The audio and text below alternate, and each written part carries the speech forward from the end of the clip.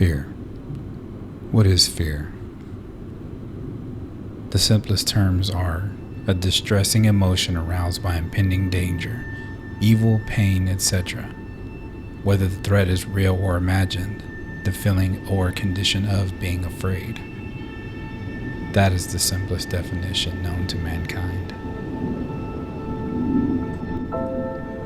But the word can mean so much more when it comes to our lives, to the ones we love, and situations that we are faced with throughout our time here on earth. It was that same fear that held me back from seeking the truth.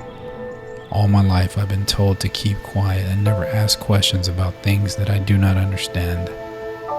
I was told to fear the unknown, to fear the consequences of my curiosity. James Randi said it best when he stated, "No amount of belief makes something a fact." The other assumption that you made, and this little lesson is to show you that you will make assumptions, not only that you can, but that you will when they are properly suggested to you. You believe I'm looking at you. Wrong. I'm not looking at you. I can't see you. I know you're out there. They told me backstage that it's a full house and such. I know you're there because I can hear you, but I can't see you because I normally wear glasses. These are not glasses. These are empty frames. Quite empty frames. Now, why would a grown man appear before you wearing empty frames on his face? To fool you, ladies and gentlemen, to deceive you, to show that you too can make assumptions. Don't you ever forget that. Now, I have to do something, first of all, switch to real glasses so I can actually see you, which would probably be a convenience. I don't know. I haven't had a good look. Well, it's not that great a convenience. Test of any specific claim is going to depend entirely upon that claim.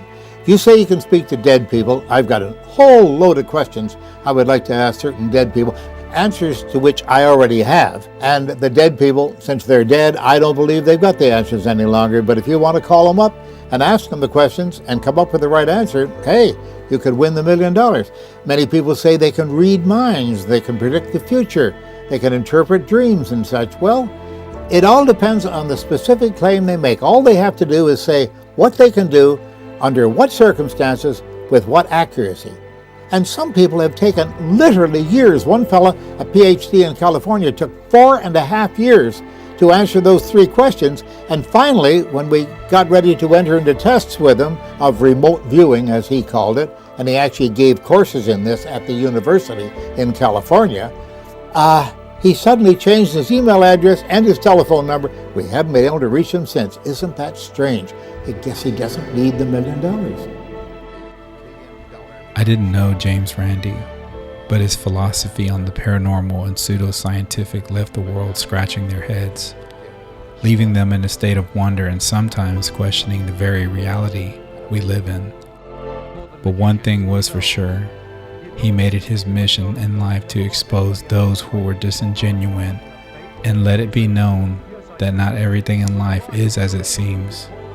His mission was truth and the pursuit of it, no matter what.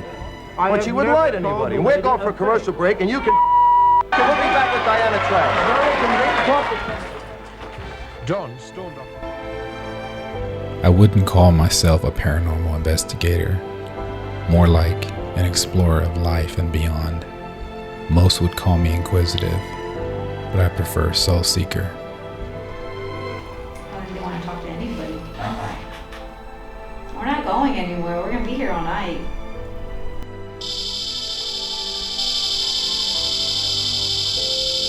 There you go.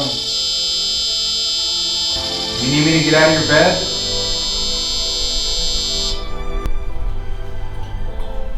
Okay, I'm getting up. You don't like that. Kind of get this eerie feeling, so I turn on my flashlight immediately. Or I'll like see something out of the corner of my eye and I was like, okay, maybe it was just like a jacket or something. I just try to rationalize everything. I know, yeah, and you have to. You have to keep your right mind about you because you don't want to think that there's something there, but there very well may be something. I do not walk down my hall. Okay, we're right here. We're right here. Is this where you are?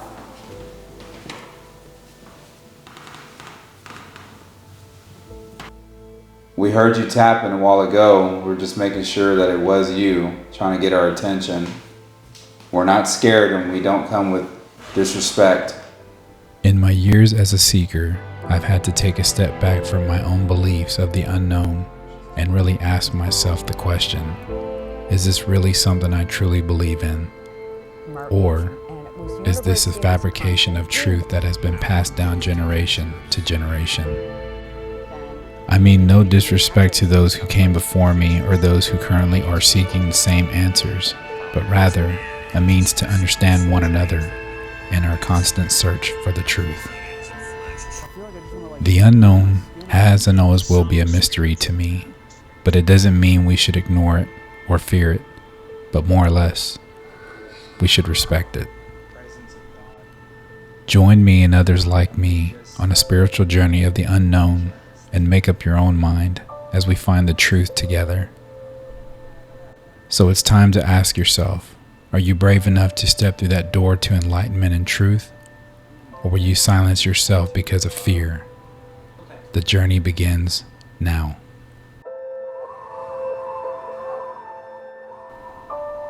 Welcome to Soul Seekers.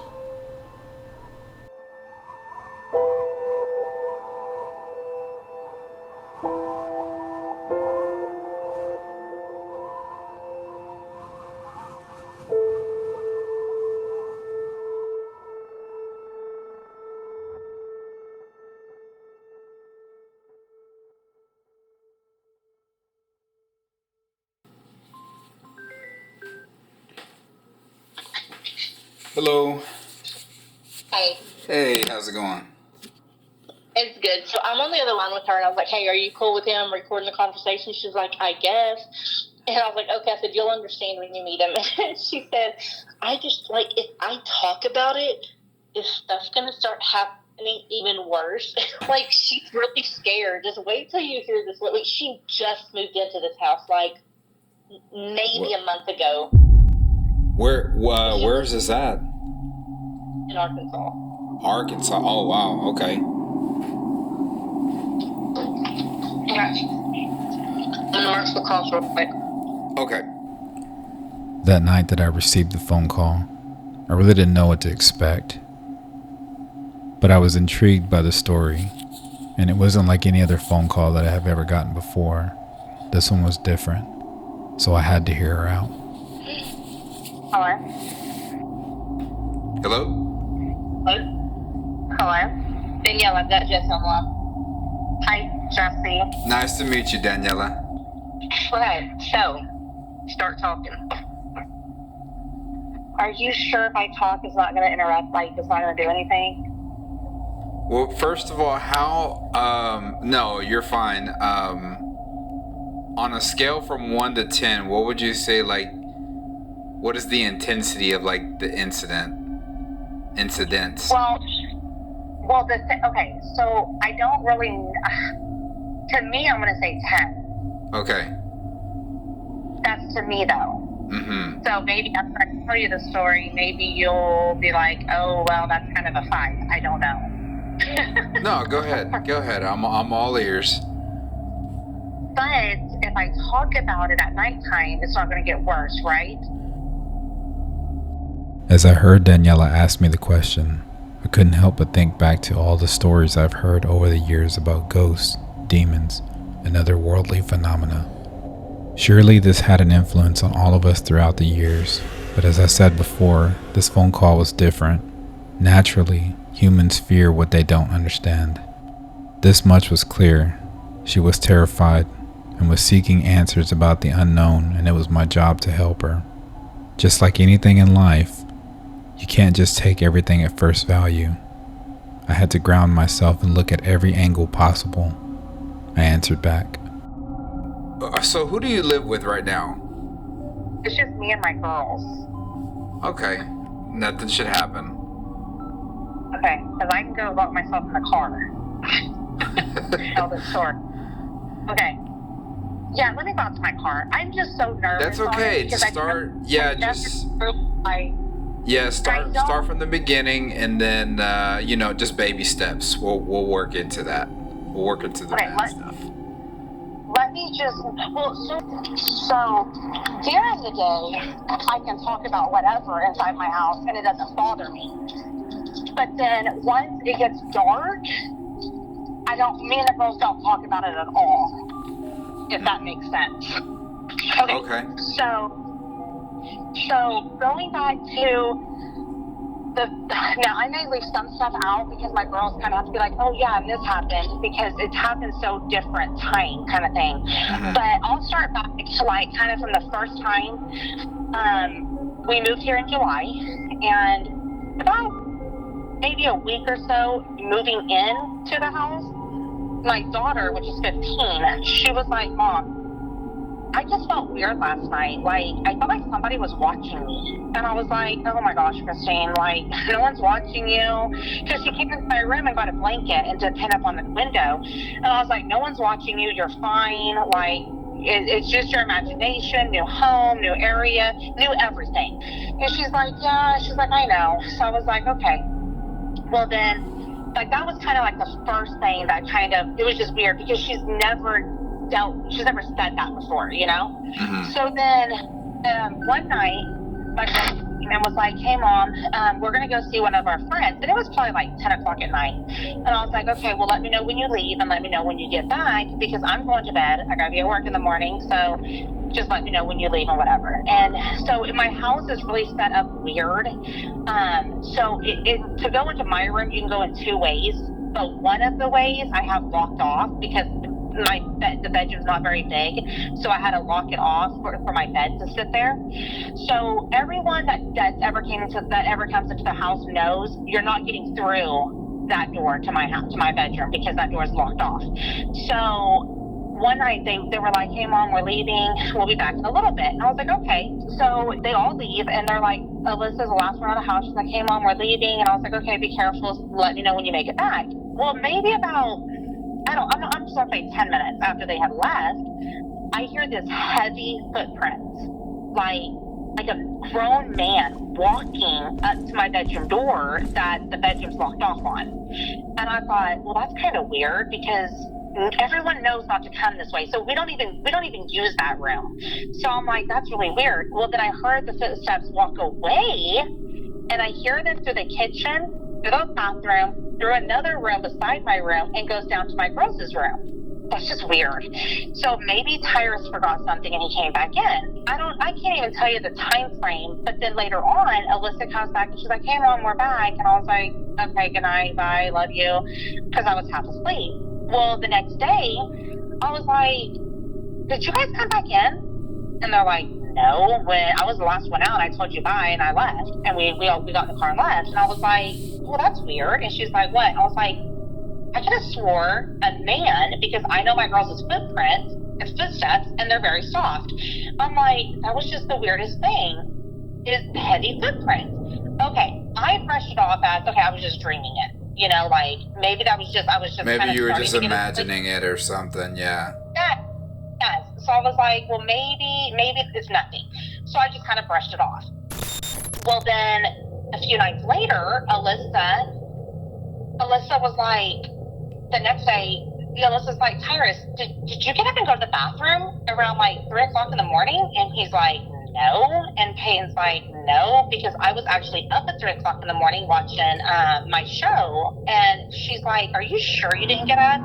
And Tyrus is like, no, I didn't get up. Why? And she's like, because I saw something walk, and I heard heavy footprints going to the bathroom, and then I heard the door open and shut. And he's like, no, I don't get up at night. And she's like, well, that's weird. Once again, we just kind of brushed it off, you know, just new area, new thing. I feel like shaking right now, so nervous talking about it at night. A few days ago, my catty corner neighbor, she had a yard sale. And we had shops by the yard sale. And her grandparents built this house and added the add-ons and stuff. And she was sitting there, was like, oh, you live down there? And I was like, yeah, I live here. She's like, okay. She's the one that's like, I have to tell you. And I was like, tell me what? And she was like, that house is haunted. And I was like, me and my girls kind of looked at each other because we had already had suspicion. But we just thought maybe it was just new environment, maybe it was just our head messing with us, because this is the first time we've always had a grown man in the house. So this is the first time it's just us girls in the house. You know what I mean? Right. So we thought maybe, like it's just kind of, we're insecure, we're not very safe feeling because there's not a man in the house. So we just thought it was our heads messing with us. And she's like, so I kind of told her the same stories I just kind of told you, and she's like, nope. She's like, there's a grown man, and she's like, and there's a girl, and I can't remember her name. I want to say she said Lily, or God, I don't even remember. I can't, or something like that. What was it? Like Nyla or something? Nyla. Okay, yes. Like I said, I am getting so nervous. If you would have called when it was daylight, I could tell you without a beat. Right now, I am just so nervous. So anyway, so she was telling me that it was like Nyla or something. And I was like, wow. And she and her mom was sitting out there too. And she said, yeah, they sent the daughter, which is my neighbor, they sent her to a psych ward because she kept talking about this girl, and she would play with her, she would do all this stuff, and her mom and grandmother thought she was just crazy. So they actually admitted her when she was younger into a psych ward. Until one day her mom was outside, they were doing a barbecue, and her mom looked upstairs because it's 2 stories, and she saw the little girl in the window, and she was waving her down, and she's like, come on, come out here, we have company, come out and eat. And and I don't remember my neighbor's name, so I'm sorry, but the lady's like, the lady said that she looked at her mom, and she's like, Mama, I'm right here. And she goes, well, then who's that? And she goes, that's Lola, whatever the ghost name is. And that's when the mom just kind of lost it. She was like, oh my God, here, we thought you were crazy, you're not crazy. It was giving me chills. So the mom kind of felt bad, and she's like, okay, so you are telling the truth, there is a ghost. And she's like, yes, Mom. And then I guess the girl supposedly got upset because at this point now, she's getting older, and she's not playing with her anymore. So I guess the spirit ghost is getting upset about it, kind of thing. Mm-hmm. So she lived upstairs, which there's 2 rooms upstairs, and there's kind of like a passage from one room to the other, kind of thing, if that makes sense, from one room to the other room. Well, my daughter sleeps upstairs, and on one side, on my daughter's side of the bedroom, it's locked off, like it's built up, it's painted, and you can't even tell there was a door there, kind of thing. So, but the other room, they just kind of locked it off and didn't redo it, didn't nothing. They just said, hey, just stay out of that room. Okay, whatever, like I'll fix it up when I have time. Well, the neighbor lady was telling me, this is what made them move, is she had the room my daughter's in, and she wanted the front room so she can look out and see this kind of view. So she had moved all her stuff over there, and she said that when she did, at night, she would put a heavy quilt up on that passage door thing. She would put it up on the wall, and she would know every morning when she would wake up, it would be scooted all the way over as if someone was coming in and out of the blankets. And she's like, it just got so much to where she didn't know what was going on. And then a few nights later, she woke up to I don't even know what to call them, spirits, I guess, I don't know, to them choking her, and she had bruises and handprints around her neck. That's when she left. And I tried, she's like, yeah, I heard they remodeled. And I was like, I don't know, because I don't know what it looked like when you guys lived here. I was like, you're more than welcome to come in and look. And she's like, no, I don't want no part of that house. I will never step foot back in that house. And I'm like, is it that haunted? She's like, so much has happened to me, I don't want to go back in that house. I don't want no part of that house.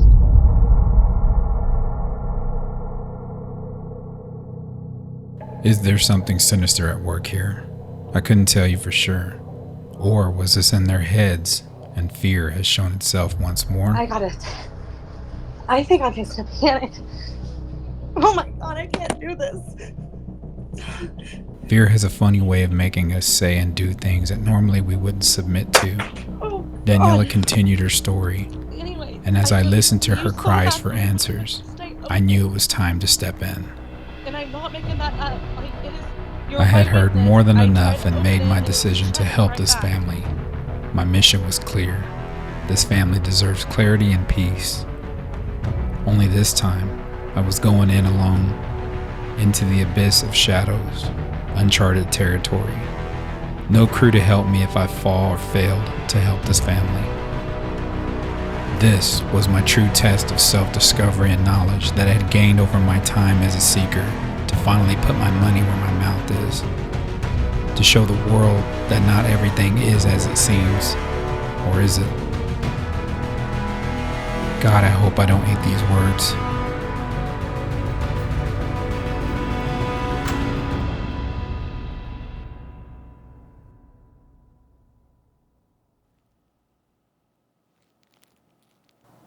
Not today, Billy.